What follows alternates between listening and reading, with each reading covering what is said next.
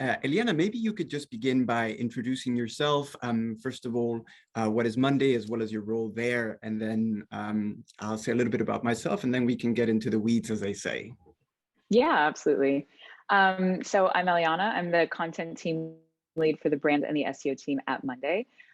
Basically, Monday.com is a WorkOS, which enables kind of any organization to really build what we like to say their dream workflow. That's basically possible using our building blocks in our WorkOS, and that can be anything from integrations and apps. And those elements really come together to enable any organization to kind of work without limits and work however they want. So as I said, I lead the content team for the SEO and the brand. We'll dig into exactly what that means in a little bit, but that's kind of an overview. Very cool.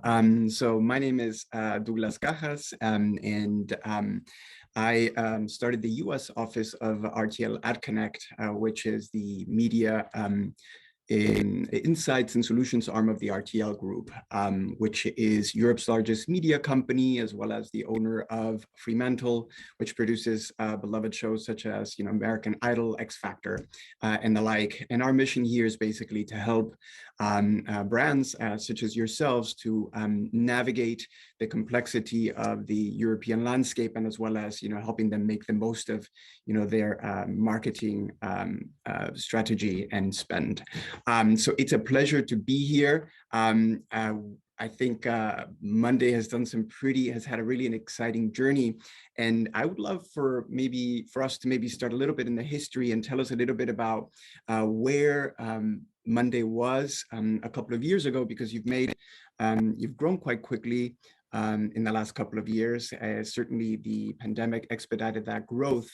So we'd love to hear where you were, the journey from just being a task management tool to really being now a platform that allows people to work without limits. So yeah, definitely. So you laid it out perfectly for me to get started. So Monday, I think, especially as a brand, has had a really interesting kind of evolution over the past few years.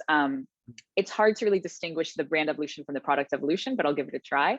Up until about 2020, we really identified ourselves as kind of a project management, task management tool.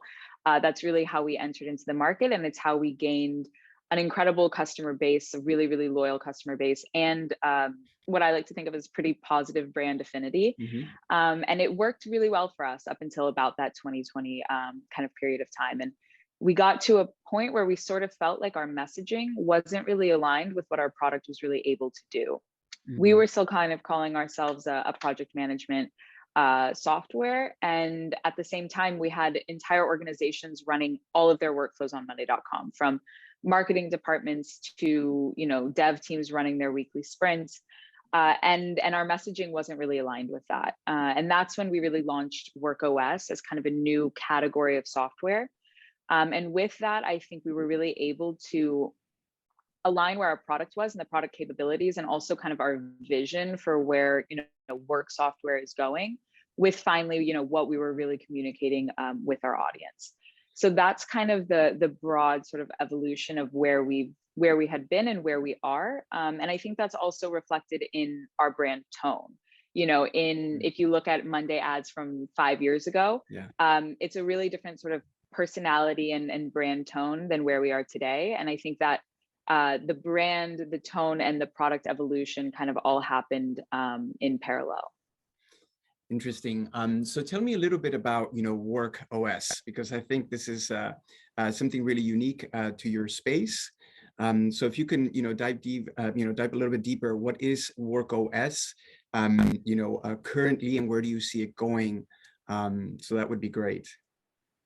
Yeah, absolutely. So when we launched WorkOS, we launched obviously Monday.com as a WorkOS, but at the same time, we were building out this new category of software. And I think an easy way to kind of compare that is, if you look at CRM as a category of software, there's so many players in that field, and we really see the evolution of work and work software needing kind of its own category, where we're not necessarily creating specific kind of niche products for niche industries and departments, we need, as organizations, kind of one communal and shared place to do all of our work. I think, especially with the growth of hybrid work and, you know, all of the kind of different phases of work that we've been in the past 2 years, it became clear that silos happen really quickly and really naturally in organizations, especially as you grow.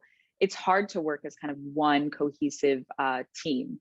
And I think having a shared platform, which is what we envision, you know, a WorkOS to really be, helps kind of bridge that gap and really be that sort of connective tissue between all of the different departments, which at the end of the day, they do need to, you know, share and work in one place. Absolutely. In fact, yes, you know, when we spoke, you had mentioned that in fact, the aim is to make it, you know, the connective tissue of really within an organization. So yeah, exactly.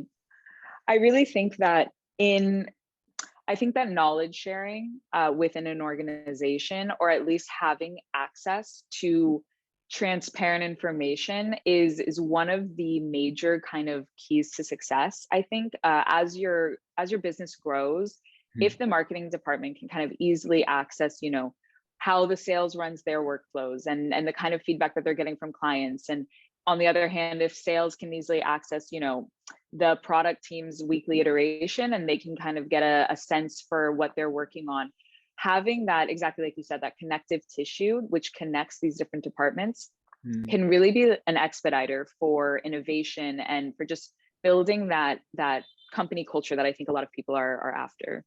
Sure. And as a matter of fact, you really got to experience that, I mean, firsthand, you know, given that you joined just a little bit, if I remember, before the start of the pandemic. Can you tell us a little bit about, you know, your personal experience with Monday, obviously? Yeah. So. Yeah, absolutely. Little did I know what I was walking into, but I joined Monday of February, and then we had about 1 month in the office, and then we went to completely remote work. Monday as an organization didn't really have much experience, like most of us, working remotely. It was kind of our first time around. And 1 month into the company, I was, you know, working from my apartment in Tel Aviv, and I really, about 1 or 2 weeks into that experience, understood I could not imagine doing this without Monday.com, the platform. I mean, it gave all of us one place to really come together, especially under so much uncertainty in general, kind of how we were all feeling during those first waves of the pandemic. We had a lot of new initiatives, whether it was creating content around remote work, it was creating new features in the platform to help make remote work more seamless for our customers. There were a lot of new projects and initiatives that we were trying to launch completely, you know, scattered. And having that one sort of basis, even just, you know, a simple Monday board that we could all go to and assign each other, you know, action items and timelines, and really feel that we're on the same page, things aren't falling through the cracks, and that we had that shared mission. I couldn't have imagined doing that over, you know, multiple kind of different tools and softwares, which I feel like is the case for a lot of organizations. Right. As a matter of fact, because you are really building, you know, really the WorkOS for the information worker on top of, you know, the existing OS. You are looking to not just be, obviously you have your own products, but really you want to create an ecosystem, right? Yeah, tell us a little bit about that's exactly right.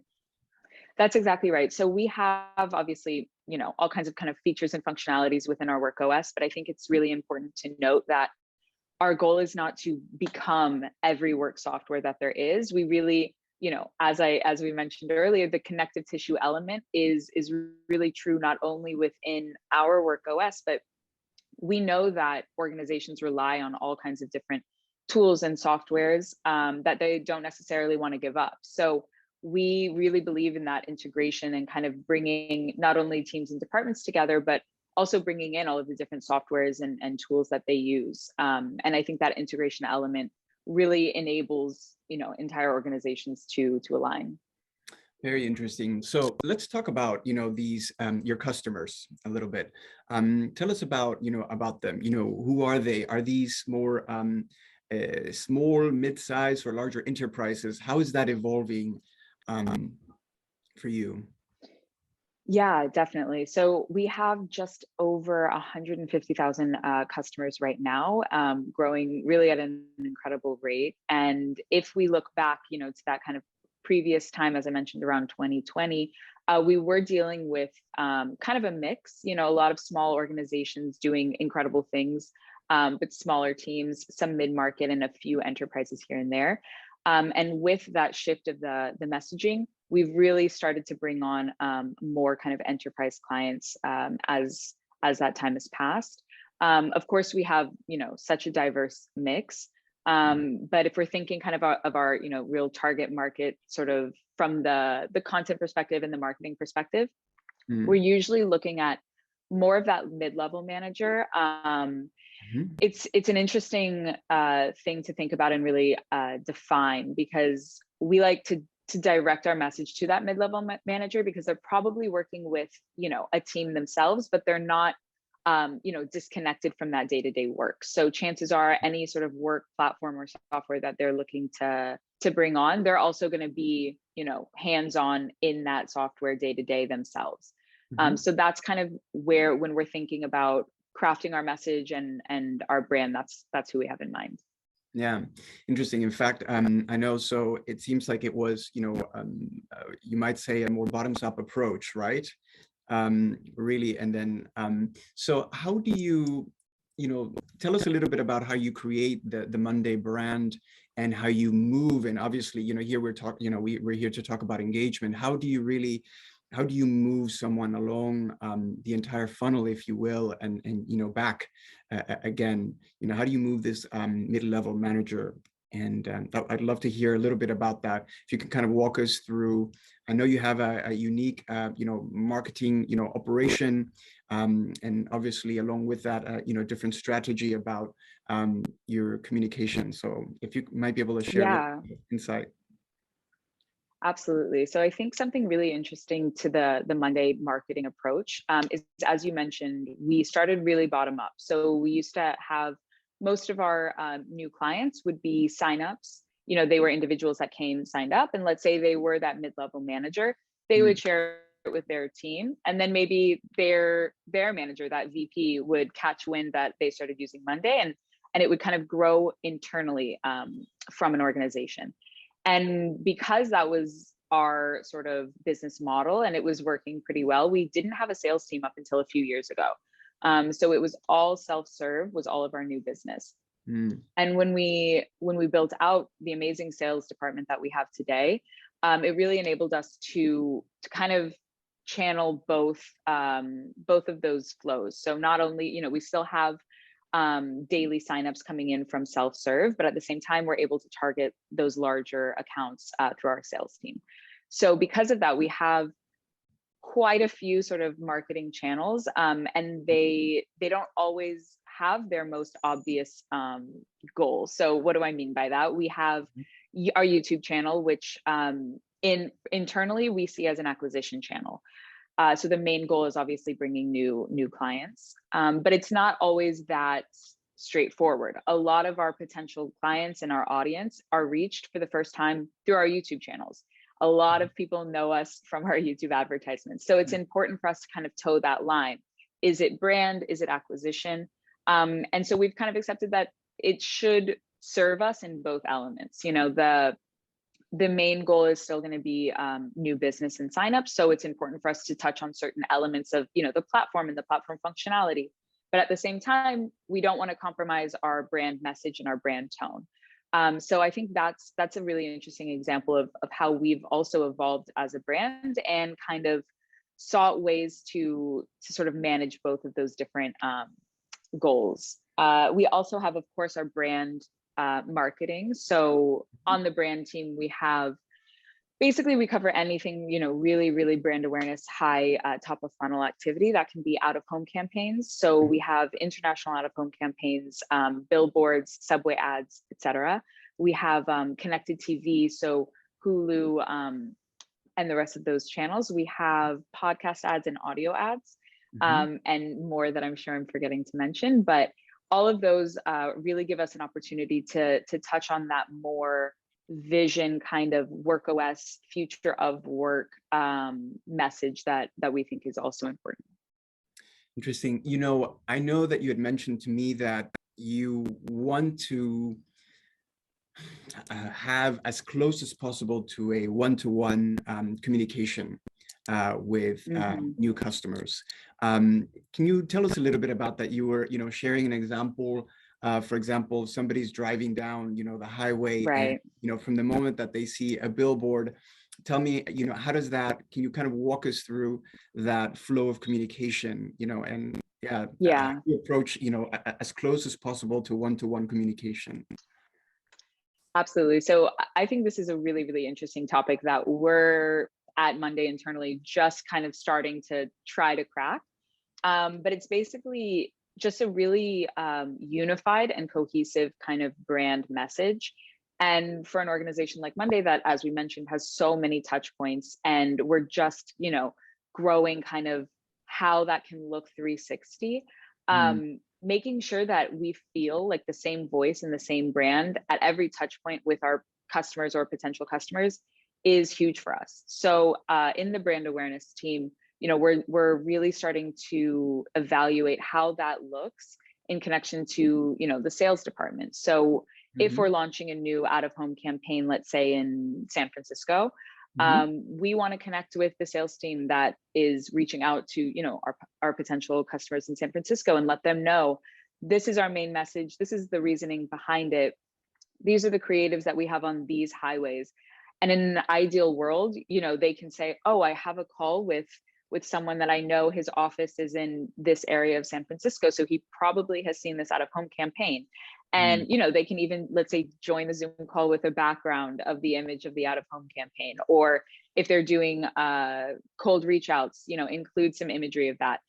And the idea is we want Monday.com to feel like one entity. We want that voice, that messaging to be really, really cohesive. And I think we're really lucky, and we're in a good position internally that I think we have a really passionate group of people that all share that vision, and we're all in it kind of together. So in the internal conversations that I've had, when we talk about, this ideal kind of world, everyone is fired up. So I'm excited to see how that continues to grow. I can imagine. So we touched on a little bit of, sort of the top upper level funnel brand elements. I was wondering if you might be able to dig a little bit deeper into the sort of SEO and SEM aspects of it, because those different touch points obviously bring consumers at a different, part of the journey, but also sometimes that instead of the billboard, that actually is the first touch point. Can you tell us a little bit about, hence, how do you approach developing, great content, relevant content for people in this channel? Absolutely. So I think a lot of people, I get the question, okay, SEO and brand, like for a lot of people, they can seem like polar opposites, just in terms of how the content usually plays its role in both of those channels.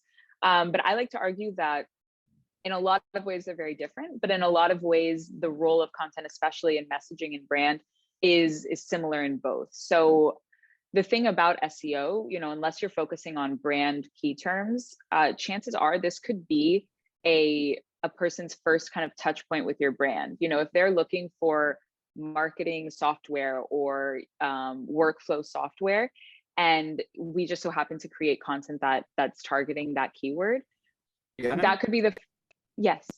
Did I break up for a second? You did. Would you mind just repeating that? If we could rewind one sentence, if you will. Yeah, of course. Of course. I saw that you froze, and I was just hoping it was only on my end.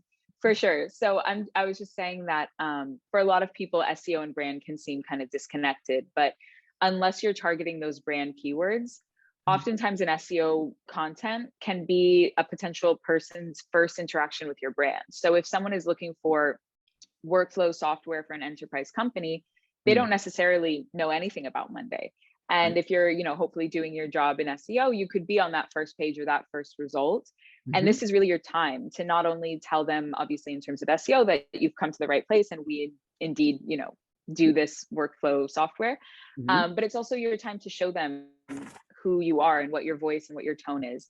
So for our SEO team, we're every quarter really taking a completely different approach. And I can say, you know, for the last quarter, we targeted specifically template keywords. So we realized, you know, we have such an ability to give an instant value to these searchers and to our audience. So many people daily are searching for, you know, a way to kind of get started immediately, whether that's a content creation calendar template or, you know, the options are endless. So we said, okay, let's focus on that as a strategy. And we're seeing incredible kind of intent already for those key terms. And it's really fun to be able to understand that from an internal perspective, we have the option to build out something, a template that can give this person immediate value and also really show them from a brand perspective, you know, who we are and what we believe in.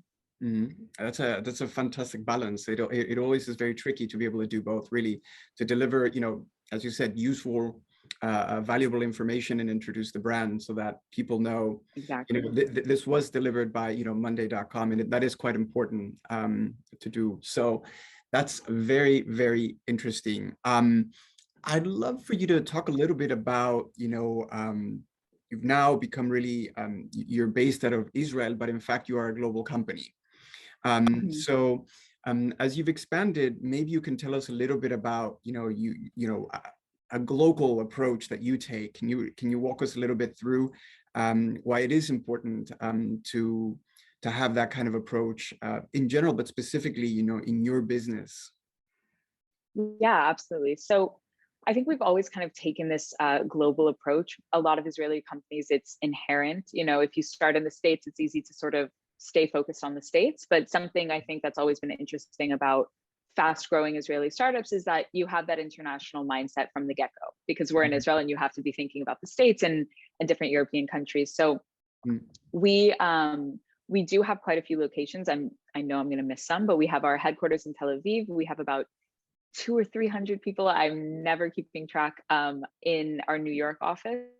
We have an office in London, in Sydney, and many, many more, like I said, that I'm sure I'm missing. But I think having that international approach, you have to be kind of prepared internally to really take that on, because I'm sure, you know, you're familiar with this, but it's definitely not as simple as sort of translating your message. You need to really we have an internal localization team. And I think localization is the perfect term to describe that, because a perfect example is, you know, our tagline right now is "Work Without Limits." And that's also the message that we took forward in our Super Bowl ad. And to us, that means with full flexibility of a software, the power is really in the consumer's hands. And, you know, we don't think that anyone knows how you want to work better than you. And with that full flexibility, you know, there is no limit to what you can achieve. That's what we mean by work without limits. And the woman on our localization team that manages Portuguese said, you know, that message does not translate well. And so it's amazing to have that team internally that understands the value and what we really mean in our taglines, what the message essentially is, and to be able to take that on and really localize it to a T, so our message is still being portrayed. So I think that that's a really crucial element to how we approach kind of the globalized marketing. Yeah, indeed. As a matter of fact, I remember the Portuguese example is kind of unique, right? It was really kind of getting the wrong message across, correct? Right. You know, making a one-to-one translation of the tagline, no?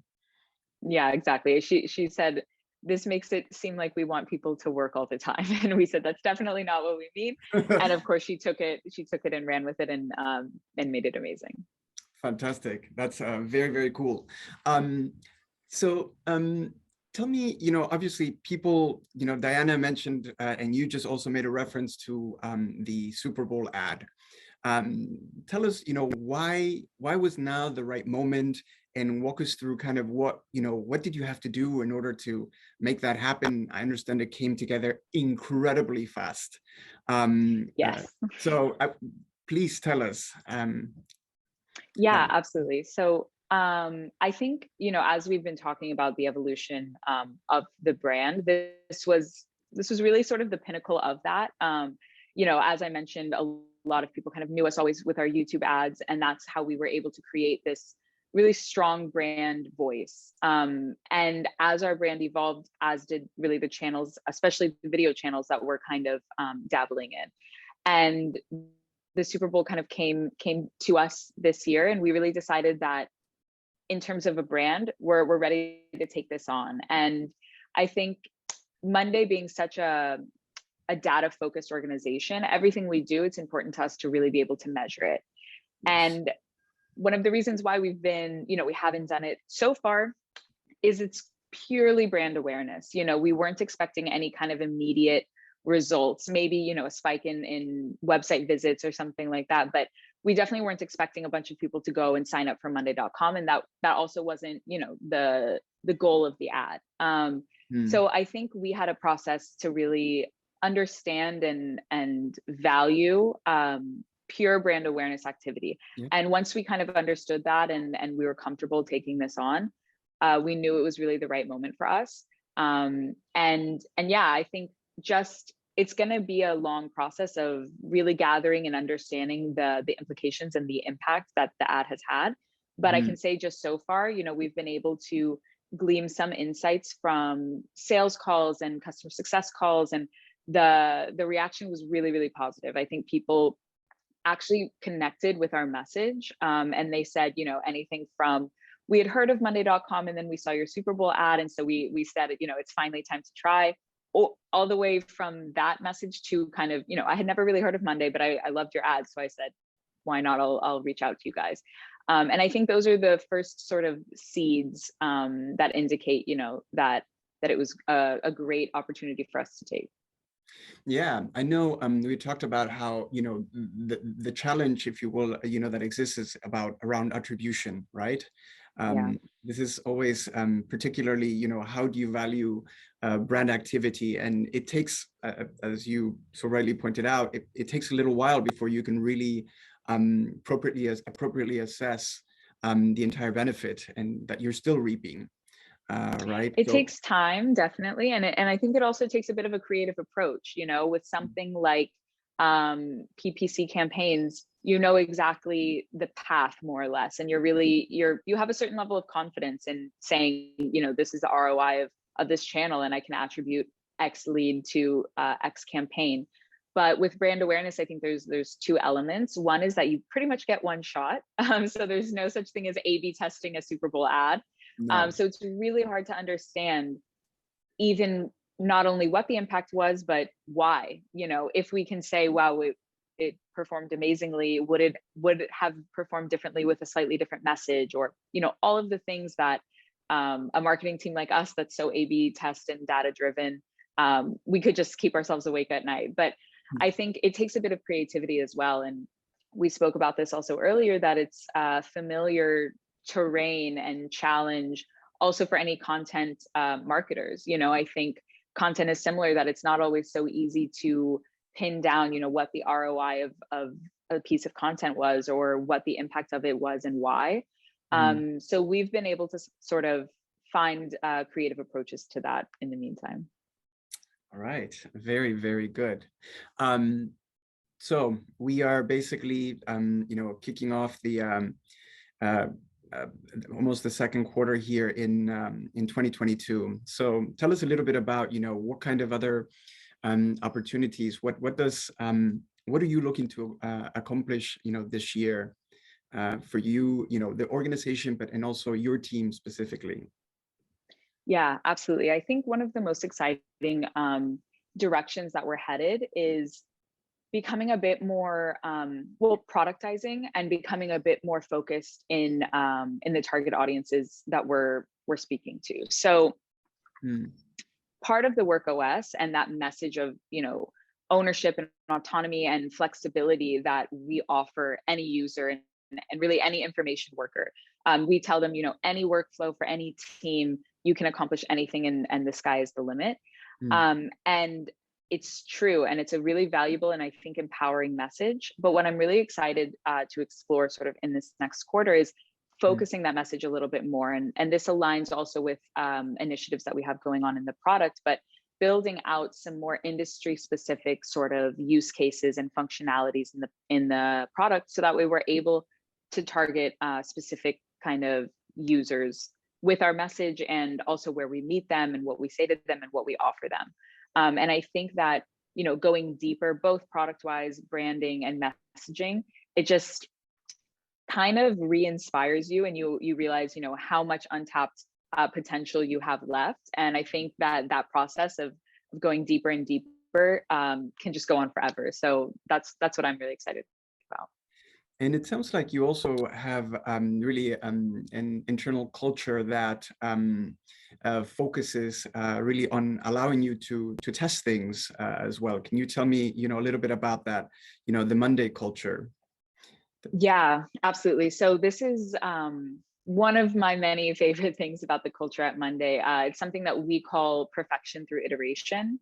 And basically what that means is that there is an internal, not only acceptance, but expectation that we don't kind of go in a corner and work on a project until it's absolutely perfect and then launch it. Because oftentimes it's perfect maybe in our eyes, but there's no way to really anticipate or predict kind of what the consumer reaction will be. And it also, you know, leads to a bunch of other kind of more cultural effects. You know, it can make you feel disappointed that it didn't work out exactly the way you wanted, or there can be a lot of kind of conflicts there. So this idea of perfection through iteration really means if we have an idea and we believe in it, and there's, you know, some sort of indication that, you know, we think it's worth trying, let's go ahead and get started. And even if that first product or that first, you know, channel, the first audio ad, anything that we deliver, even if it's, you know, 70% there, great. At least we kind of put it out there to the public. Now we're receiving tons of feedback. You know, at least now we have something to work with, and the next one will only continue to improve. And that's really a culture that, you know, I've been at Monday a bit over 2 years, and I think it's part of the reason why we're able to really execute so quickly. And it's also part of the reason why I think internally so many people have this real feeling of ownership, because they're not afraid to make mistakes. And feedback is not only accepted, but something that you kind of start to crave. And this idea of everything is an iteration is an amazing aspect. Fantastic. Very interesting. Very, very interesting. I can see why you guys have been able to, you know, grow so quickly. You know, there's it allows really, there's a truly an entrepreneurial spirit, it sounds like, really within the entire organization. So that's great. That's all the questions I have for the moment. I don't know if we have any questions from the audience, perhaps.